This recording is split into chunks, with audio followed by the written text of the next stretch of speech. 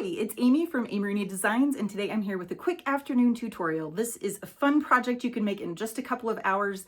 It's perfect for using up scraps of fabric and batting, especially projects left over from any of the other fun projects that you're making for Valentine's Day.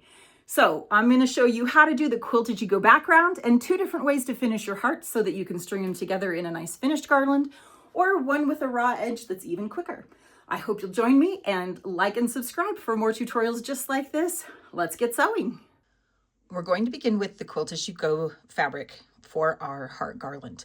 I am going to start with a piece of batting, and then I have a piece of fabric with the wrong side towards the batting on the back.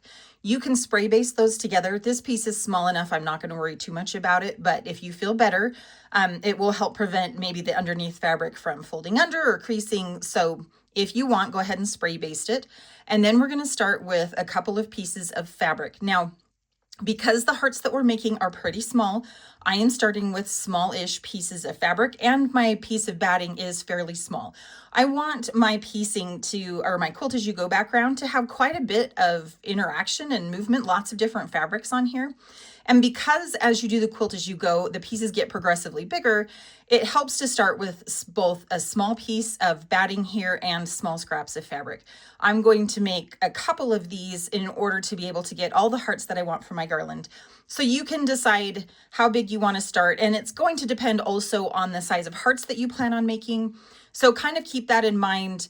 The smaller pieces that you start with give you more variety of fabrics in your quilt as you go background. But it does mean a little bit more seams and a little bit more work. So kind of balance the two out. You want this to be a fun, enjoyable project. So make choices that are going to make you happy. All right, we're going to start with our first piece of fabric. I'm just going to put it somewhere in the middle.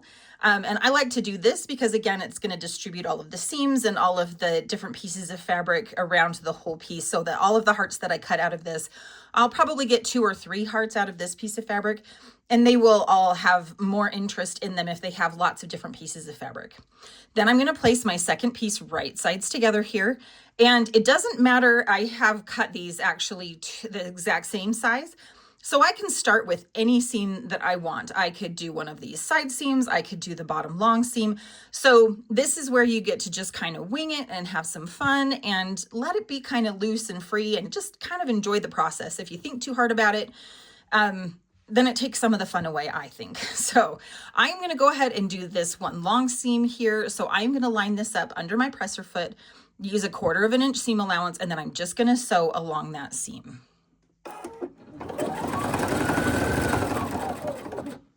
Now, when I have sewn this piece of fabric, I am actually going to switch my machine so that it stops with the needle down here.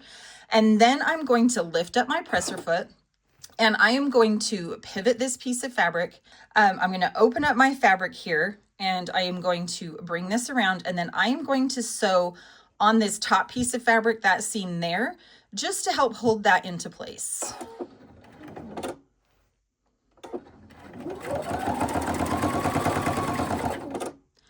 Now, this is the stage where you can add some quilting to your fabric pieces if you want, or you can wait and add quilting at the end when all of the whole batting piece is covered, or you can not add any extra quilting at all and just have the fabric kind of stand out.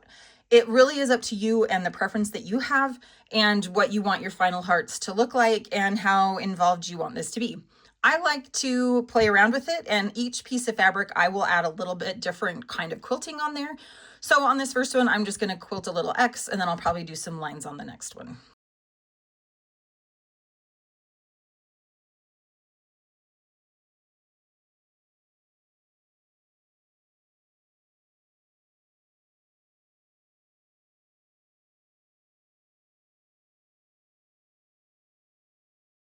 Now, once I have the quilting on those pieces, if you're going to do that, otherwise, if you're not, you can just cut your thread after you've sewn that seam, and then use either finger press this piece of fabric away. You can use your iron and press that away. If you do want to press these fabric pieces away from each other, I do recommend making sure your batting is all natural fibers. So cotton or bamboo or wool. If you have a polyester blend in there or some kind of plasticky fiber in there, you do risk the chance of singeing or melting the fibers. So if you are going to press, make sure that it's a natural fiber batting that you're using. All right, once I have those two, now I'm going to pick another piece of fabric and another side that I want to add my fabric piece to, and then just keep building it out until I have this whole thing filled out. So what I like to do is kind of audition different pieces, see what scraps I have. Sometimes the scraps dictate, and then sometimes I just will go ahead and make the piece fit.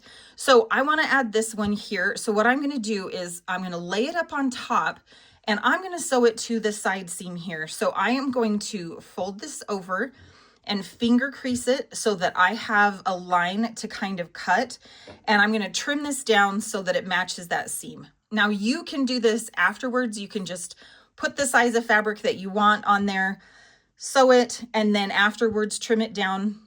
I just like to do it a little bit. I like to do it beforehand. It just makes it simpler to me and how my brain works.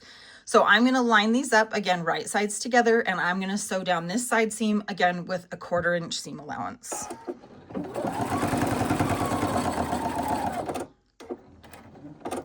I'm going to again end with my needle down. I'm going to bring this around, lift up my presser foot, fold it away, and then go ahead and add a little bit of quilting.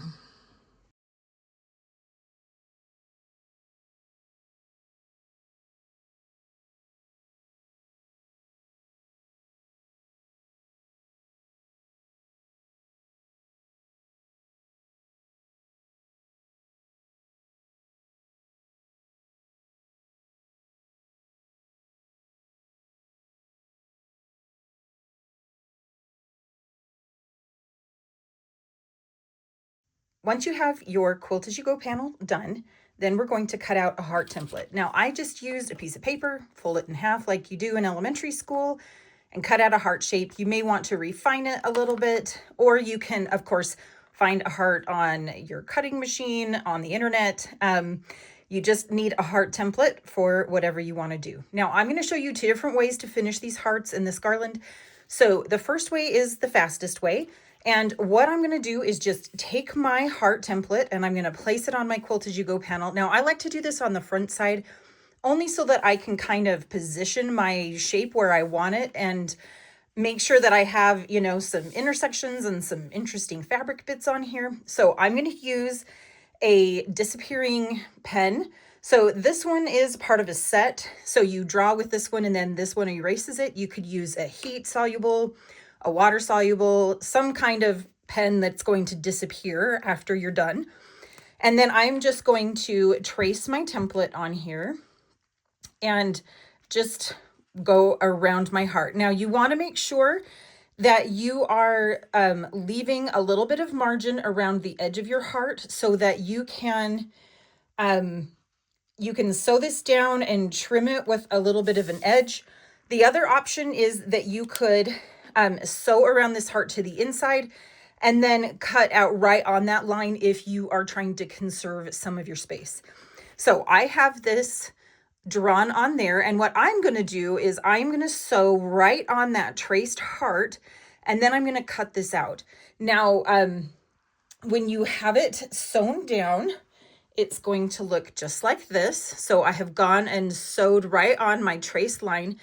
And then for just kind of a fun decorative look, I'm going to use these scallop shears to cut around the edge of my heart. You could use pinking shears for this, or you can just cut, like I said, if it's easier to use your drawn line as a guide to sew just slightly inside of your drawn line and then cut it right on that heart, or just cut it out with a little bit of a margin around your hearts. But you want to sew this down so that all your edges stay nice and tight and you have a really good solid shape here. So if you're going to use a scalloped scissor or a zigzag pinking shear, then what I'm going to show you, I'm going to use the points here on my scallop, and I'm going to have them come as close as I can to that sewn line, but I just want to be really careful not to clip through that sewn line. And then I make sure that I'm lining up my scallop as I go around so that it's a nice continuous line. And then I'm just going to keep coming around until I have my whole heart cut out, and it's gonna look just like this. It is so cute with that scallop edge. I will link to these, this pair that I have below, but any scallop scissor will work. But these ones are great because you can see how easily they cut through all of those layers of fabric. So that's the first way, is just an unfinished edge, and they look really cute. There's a few different things you could do with this. You could glue a skewer onto the back and set it in like a little wood block or something so that it can kind of stand up, and that would give you some height to your Valentine decorations.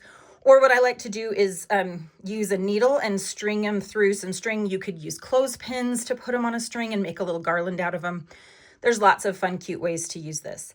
Now, the other way that you can finish your hearts is we're going to take a piece of fabric, just a backing piece of fabric, and we're going to trace our heart shape onto that. Then we're going to take it and we are going to place it right sides together on our quilt as you go panel. Now, this might take a little bit more work to kind of adjust it around and make sure that you're happy with the different layers that are going to be on the front of this, but just kind of do your best. And then also, again, we want to make sure that we're leaving ourselves some margin around the edges of our heart here, so that we just have a nice solid seam allowance there so that it's not going to fall apart. Once we've gotten this placed where we want it, then we're going to take it to our machine and we're going to sew right on our traced line here. And this is just going to give us our final heart shape. Then for this one, I do recommend using pinking shears, only because we want to reduce some of the bulk, especially on the curves.